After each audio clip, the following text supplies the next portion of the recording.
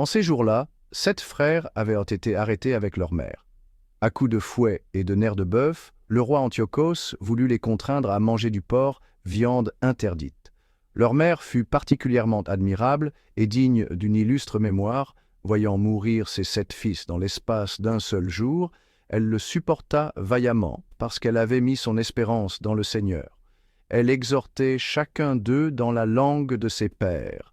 Cette femme héroïque leur parlait avec un courage viril. « Je suis incapable de dire comment vous vous êtes formés dans mes entrailles. Ce n'est pas moi qui vous ai donné l'esprit et la vie, qui ai organisé les éléments dont chacun de vous est composé. C'est le Créateur du monde qui façonne l'enfant à l'origine, qui préside à l'origine de toutes choses. Et c'est lui qui, dans sa miséricorde, vous rendra l'esprit et la vie, parce que pour l'amour de ses lois, vous méprisez maintenant votre propre existence. » Antiochos s'imagina qu'on le méprisait et soupçonna que ce discours contenait des insultes. Il se mit à exhorter le plus jeune, le dernier survivant. Bien plus, il lui promettait avec serment de le rendre à la fois riche et très heureux s'il abandonnait les usages de ses pères. Il en ferait son ami et lui confierait des fonctions publiques.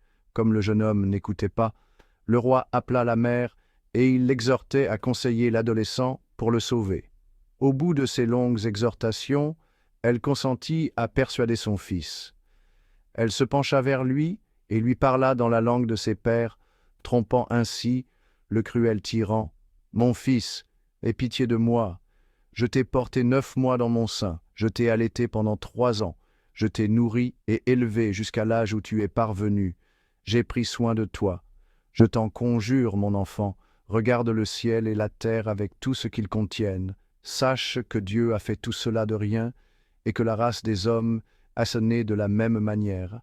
Ne crains pas ce bourreau, montre-toi digne de tes frères et accepte la mort, afin que je te retrouve avec eux au jour de la miséricorde. » Lorsqu'elle eut fini de parler, le jeune homme déclara « Qu'attendez-vous?